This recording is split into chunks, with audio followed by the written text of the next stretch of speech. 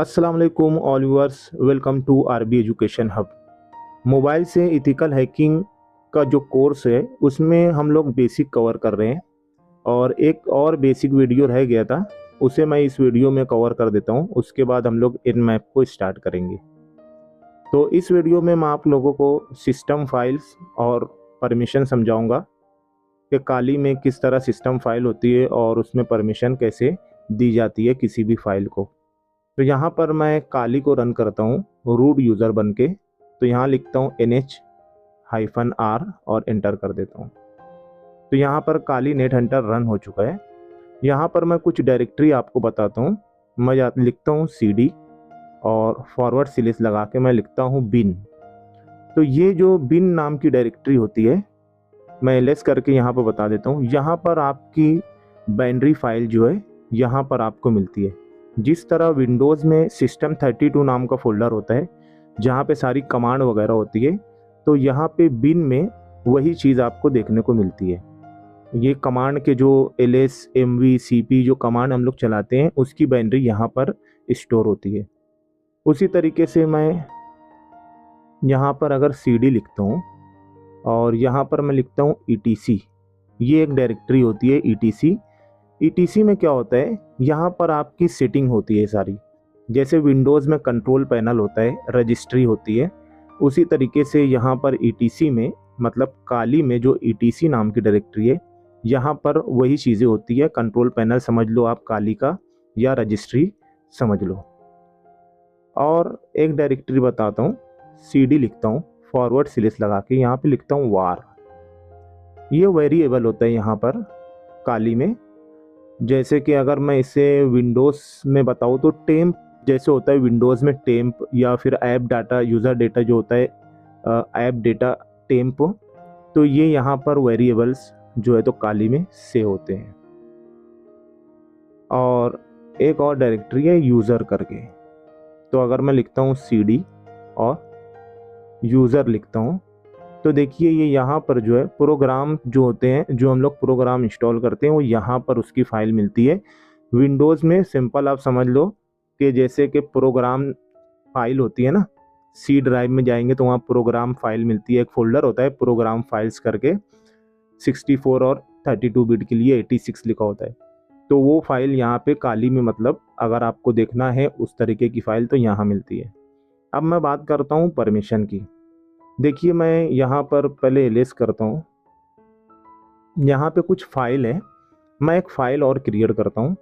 मैं लिखता हूँ touch test.txt,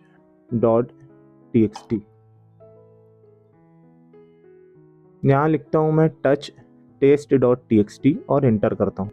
तो यहाँ पर एक फ़ाइल मैंने क्रिएट किया असल में, कहाँ गई, test.txt करके।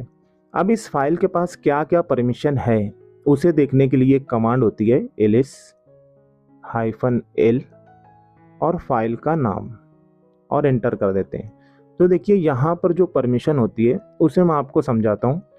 परमिशन इस तरीके से होती है कि एक हाइफन, जो पहला हाइफन होता है वो ये बताता है कि ये फाइल है या डायरेक्टरी है।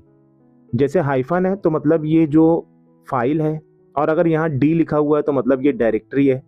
और उसके बाद 3 हाइफन जो होता है ये ओनर परमिशन को शो करता है। फिर उसके बाद 3 हाइफन जो होता है ये ग्रुप की परमिशन को शो करता है।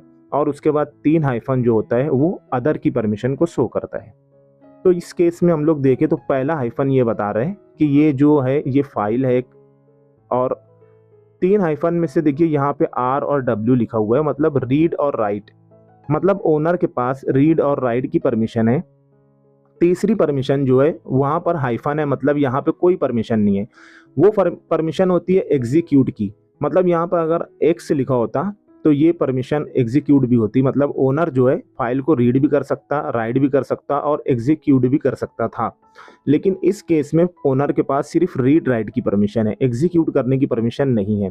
और जो ग्रुप है वहाँ पर तीनों हाइफन जो है बना हुआ है, मतलब रीड राइट एग्जीक्यूट, कोई परमिशन नहीं है। और ग्रुप के पास भी आप देखेंगे कोई परमिशन नहीं है। अब अगर हमारे पास ऐसी कोई फाइल होती है जिसमें हम परमिशन देना चाहते हैं, तो हम लोग यहाँ पर, अगर हम लोगों के पास ऐसी कोई फाइल होती है कि हमें, अगर हम लोगों के पास किसी फाइल को परमिशन देना है, तो यहाँ पर हम लोग कमांड लिखते हैं ch मोड। ch मोड मतलब चेंज मोड और परमिशन जो देना है। जैसे मैं बताता हूँ कि अगर मैं अभी एग्जीक्यूट परमिशन इसमें ऐड करना चाहता हूँ, मैं चाहता हूँ कि एग्जीक्यूट परमिशन इस फाइल में ऐड हो जाए। जैसे कि अभी आप देख रहे हैं इस फाइल में सिर्फ रीड और राइट की परमिशन है, एग्जीक्यूट परमिशन नहीं है ओनर के पास। तो मैं अगर एग्जीक्यूट परमिशन ऐड करना चाहता हूँ तो मैं लिखूंगा ch मोड +x और फाइल का नाम और एंटर कर दूंगा। अब देखिए मैं दोबारा से चेक करता हूँ कि इसके पास कौन कौन सी परमिशन है। तो आप देखेंगे एग्जीक्यूट परमिशन अब ऐड हो चुकी होगी। तो अब देख सकते हैं आप कि ओनर के पास रीड, राइट और एग्जीक्यूट तीनों परमिशन आ चुकी है, लेकिन अभी भी जो ग्रुप है और अदर है उनके पास कोई परमिशन नहीं है। तो अगर मुझे ग्रुप को या अदर को कोई परमिशन देना है तो मैं लिखूंगा यहाँ पर ch मोड लिखूंगा और यहाँ पर मैं देखिए यहाँ पे ना कोड से परमिशन दी जाती है। 4 मतलब रीड परमिशन, 2 मतलब राइट परमिशन और 1 मतलब एग्जीक्यूट परमिशन। अगर मैं यहाँ 7 लिखता हूँ तो मतलब मैं ओनर को रीड, राइट और एग्जीक्यूट तीनों परमिशन दे रहा हूँ। और अगर मैं यहाँ लिखता हूँ 4 मतलब ओनर के बाद कौन आता है, ग्रुप, मतलब मैं ग्रुप को सिर्फ और सिर्फ रीड की परमिशन दे रहा हूँ। और अगर मैं उसके बाद फिर एक मरतबा लिख देता हूँ 4 तो इसका मतलब है मैं अदर को भी रीड परमिशन दे रहा हूँ। और अब देखिए मैं फाइल को यहाँ पर नाम लिखता हूँ और एंटर करता हूँ। और अब मैं ज़रा एक मरतबा परमिशन चेक करता हूँ, एंटर करता हूँ। तो अब आप देखेंगे यहाँ पर कि मैंने जो है यहाँ पर बताया है कि ओनर के पास तीनों परमिशन है, ग्रुप के पास सिर्फ रीड की परमिशन है और अदर के पास भी सिर्फ रीड की परमिशन है। ठीक है। इसी तरीके से अगर मैं चाहता हूँ कि ओनर के पास तीनों परमिशन हो, ग्रुप के पास भी तीनों परमिशन हो और अदर के पास भी तीनों परमिशन हो, तो मैं यहाँ पे लिखूंगा ch मोड 777 test.txt और एंटर कर दूंगा। अब देखिए मैं परमिशन अगर चेक करता हूँ तो अब आप देख सकते हैं कि ओनर के पास, ग्रुप के पास और अदर के पास तीनों परमिशन आ चुकी है। उसी तरीके से अगर मैं चाहता हूं कि ओनर के पास तीनों परमिशन रहे लेकिन जो हम लोगों का ग्रुप है उसके पास और जो अदर है उसके पास क्या होना चाहिए, रीड और राइट परमिशन होनी चाहिए। तो मैं एंटर करता हूं इस तरीके से और अब मैं चेक करता हूं परमिशन।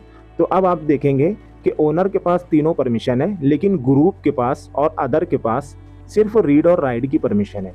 उसी तरीके से अगर मैं चाहता हूं कि जो अदर है उसके पास कोई परमिशन ना हो तो मैं यहाँ 0 कर दूंगा। तो इससे क्या होगा कि ओनर के पास तीनों परमिशन होंगी और जो ग्रुप है उसके पास रीड राइट की परमिशन होंगी और जो अदर है उसके पास क्या होंगी, कोई परमिशन नहीं होगी। तो देखिए मैं एंटर करता हूँ और अब मैं यहाँ पे चेक करता हूँ तो आप देख सकते हैं बिल्कुल कोड जो है सही तरीके से एग्जीक्यूट कर गया है। तो मैं समझता हूँ कि आप लोगों को परमिशन किस तरह देना है फाइल को समझ में आ गया होगा। और डायरेक्टरी जो होती है, जैसे मैं बताया था शुरू में, ये हाइफन फाइल को शो करता है। तो यहाँ पर हम लोग देखते हैं कोई डायरेक्टरी को, जैसे ये ब्लू कलर की है जो pg डाटा, ये जो है डायरेक्टरी है। तो मैं अगर इसे यहाँ पे ls-ld और यहाँ लिखता हूँ pg डेटा और एंटर करता हूँ तो देखिए अब यहाँ पे हाइफन की जगह d लिखा आ रहा है, मतलब ये है कि ये डायरेक्टरी है। यही चीज़ मैं आप लोगों को शुरू में बता रहा था। तो इस वीडियो में इतना ही, फिर मिलेंगे। अल्लाह हाफिज़।